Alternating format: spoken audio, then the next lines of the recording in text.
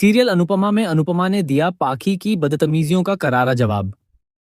जी हाँ, अनुपमा ने पाखी के गाल पर जोरदार तमाचा जड़ दिया है। दरअसल दोस्तों, पाखी की बदतमीजियां रुकने का नाम ही नहीं ले रही हैं। अब उसने अंश की पत्नी के साथ भी बदसलूकी शुरू कर दी है। जैसे ही अनुपमा अस्पताल से वापस आती है, वह देखती है कि पूरे घर में सभी लोग जानवरों की तरह लड़ रहे हैं और इस लड़ाई की सबसे बड़ी वजह कोई और नहीं बल्कि पाखी है। यह देखकर अनुपमा इतना ज्यादा गुस्से में आ जाती है कि वह किसी की एक भी बात नहीं सुनती और सीधे पाखी के गाल पर थप्पड़ जड़ देती है। इस थप्पड़ की गूंज पूरे शाह हाउस में सुनाई देती है। यह नजारा देखकर सभी लोग दंग रह जाते हैं। किसी को यकीन ही नहीं होता कि अनुपमा ने आखिर ऐसा कदम कैसे उठा लिया। इसके बाद अनुपमा का लंबा भाषण शुरू होता है, जो सिर्फ और सिर्फ पाखी के लिए होता है।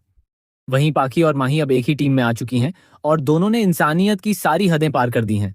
जहां एक और ऐसा लग रहा था कि माही सुधर चुकी है, वहीं उसने एक बार फिर साबित कर दिया कि वह कभी नहीं सुधरने वाली। अनुपमा गुस्से में पाखी से कहती है, तुम कभी नहीं सुधर सकती। मुझे तुम्हें अपनी बेटी कहने में भी शर्म आती है। मुझे नहीं लगता कि तुम मेरी ही बेटी हो। राही को देखो, जिसे सिर्फ मैंने अपनी परवरिश दी है और आज वह कितनी अच्छी इंसान है। वह तुमसे लाख गुना बेहतर है। तुम राही के पैरों की धूल के बराबर भी नहीं हो। तुम इंसान कहलाने के भी लायक नहीं हो। तुम्हें जरा सी भी शर्म नहीं है। तुम हर दिन घर में किसी न किसी से लड़ाई करती रहती हो। इसके बाद अनुपमा और पाखी के बीच जबरदस्त बहस छिड़ जाती है और पाखी अपने असली रूप में सामने आ जाती है। तभी दिग्विजय अनुपमा को शांत करते हुए कहता है, अनुपमा जी, आपकी तबीयत ठीक नहीं है। आप इन लोगों के मुंह मत लगिए। आपको आराम की सख्त जरूरत है। इसके बाद अनुपमा अपने कमरे में आराम करने चली जाती है। वहां वह अनुज की तस्वीर हाथ में लेकर रोती हुई नजर आती है, क्योंकि उसे अनुज की बहुत याद आ रही होती है। वहीं दूसरी ओर प्रेम और राही इस समय श्रुति से अनुपमा को लेकर बहस कर रहे हैं। तीनों के बीच जबरदस्त टकराव शुरू हो जाता है।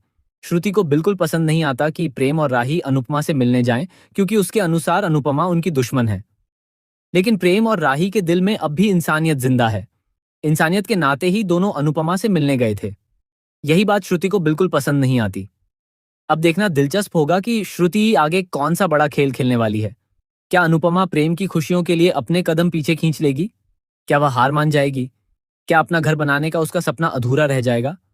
और क्या प्रेम अपनी गलतियों के लिए अनुपमा से माफी मांगेगा? आपको क्या लगता है दोस्तों? अपनी राय हमें कमेंट सेक्शन में